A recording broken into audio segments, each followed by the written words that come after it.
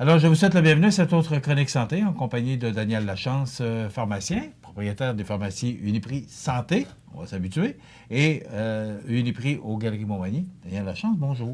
Bonjour. Ça va bien? Ça va bien, merci. Oui. Il y a des gros changements Ah, on est dedans, là, oui. Oui, hein? Oui. Uniprix Santé. Oui. Pourquoi Uniprix Santé? Ah, bien, comme on avait parlé autrefois, c'est vraiment là, une question de superficie. Le Uniprix Santé, c'est une bannière où la superficie est un peu plus petite que les Uniprix. Et puis aussi, ben, moi, vu que c'est sur le même territoire, ben, j'utilise la même circulaire pour les deux pharmacies. Là, des fois, pour ne pas payer deux circulaires pour rien non plus. Là. Fait que ça, j'ai un gain là-dessus. Fait que, dans le fond, c'est une bannière dans la même famille qu'Uniprix, mais simplement pour les superficies un petit peu plus petites. Fait que, puis il y a une question de frais de bannière et tout aussi, puis de ne pas payer pour des services que j'ai pas besoin, parce que j'ai déjà un Uniprix sur le même territoire. Là. Fait que c'est vraiment OK, les donc santé, c'est des plus petites... Exactement. Puis il y a Uniprix clinique qui est vraiment pour les vraiment petites succursales aussi. Là, OK. vraiment. La différence, les produits qu'on retrouve chez Uniprix ou Galeries Montmagny, c'est sensiblement la même chose. Ben, c'est déjà pas mal la même chose, mais là, peut-être accès à certains produits que j'avais à Uniprix, pas chez Proxime.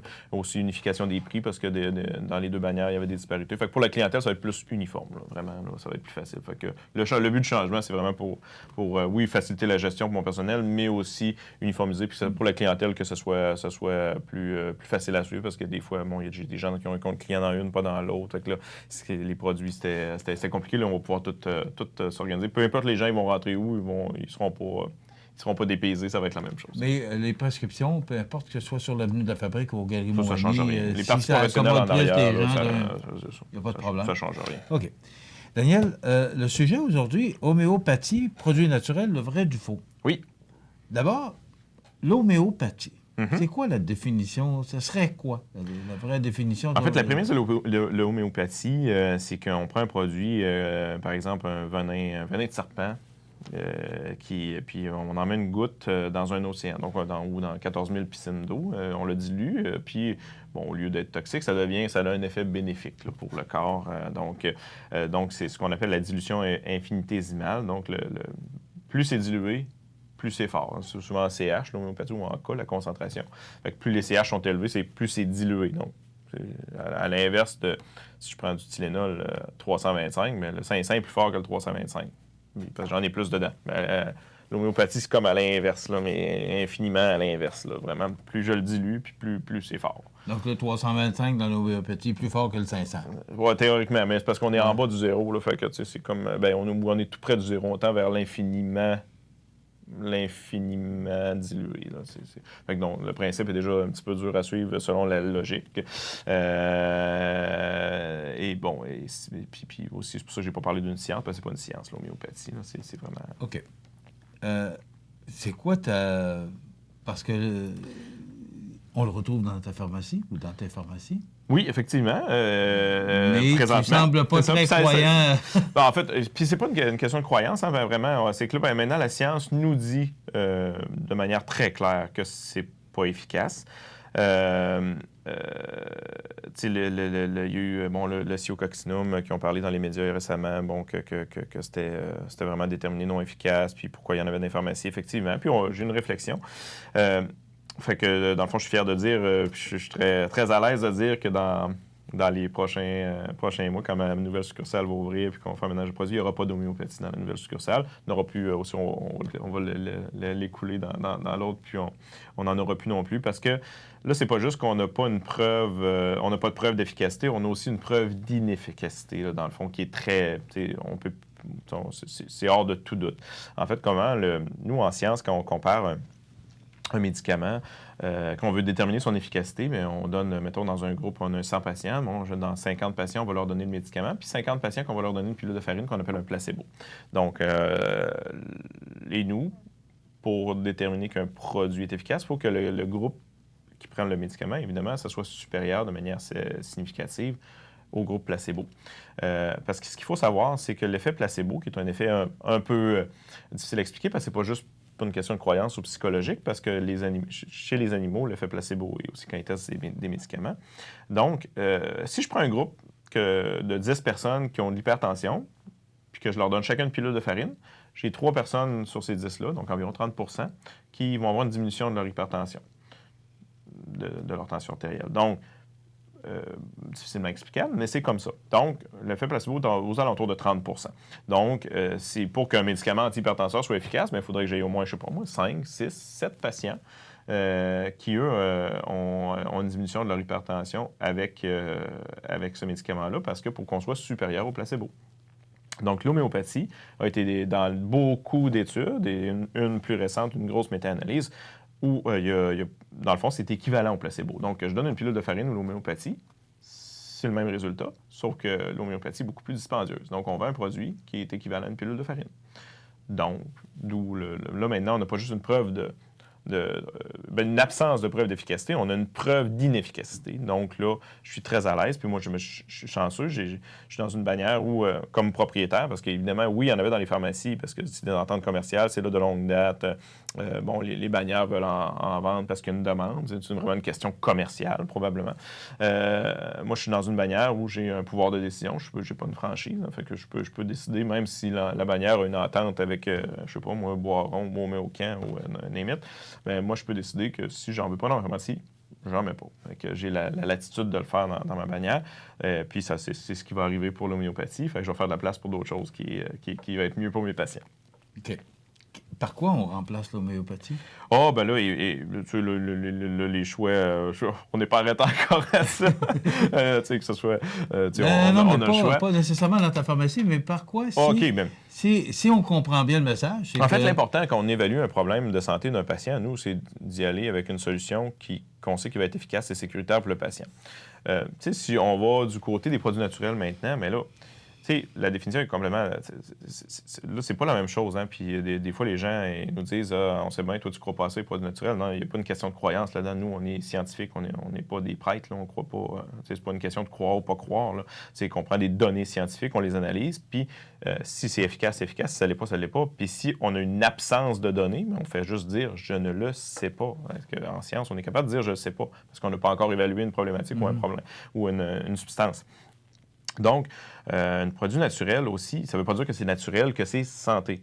Je donne toujours l'exemple à un patient.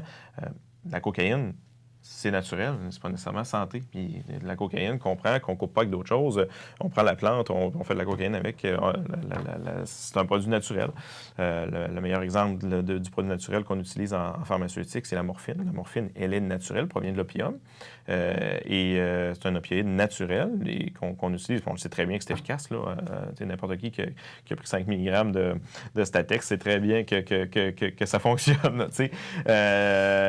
Donc, ceci dit, c'est pas une question de croire ou pas croire. Il y a des produits naturels qui fonctionnent très bien puis qu'on a des preuves d'efficacité, mais d'autres qu'on a une absence de preuves d'efficacité, d'autres qu'on a des preuves aussi que c'est pas efficace. Donc, ceci dit, nous, on prend, comme je dis, les données, puis on analyse ça, puis on suggère aux patients selon ce qu'on sait.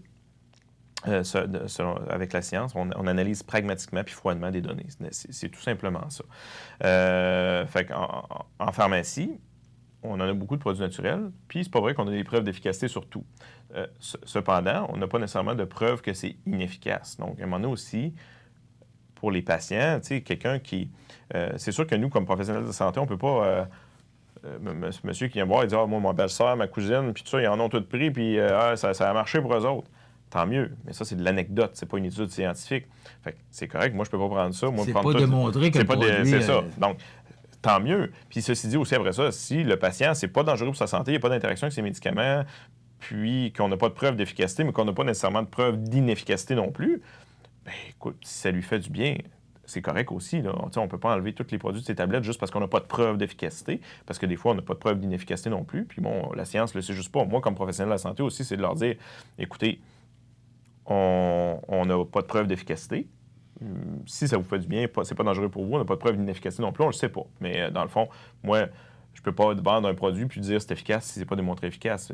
Mais le patient, lui, peut dire regarde, je le sais pareil parce que je veux l'essayer, puis les gens chez nous ont des bons résultats, puis je voulais juste vérifier si c'est pas dangereux, puis s'il n'y a pas d'interaction, bien, si c'est pas le cas, c'est correct aussi. Là. Les gens peuvent aussi tenter des choses. La science ne sait pas tout, donc peut-être que dans 10 ans, ce qu'elle va utiliser, on va avoir démontré finalement que c'était efficace. Fait qu'il y a ce côté-là aussi.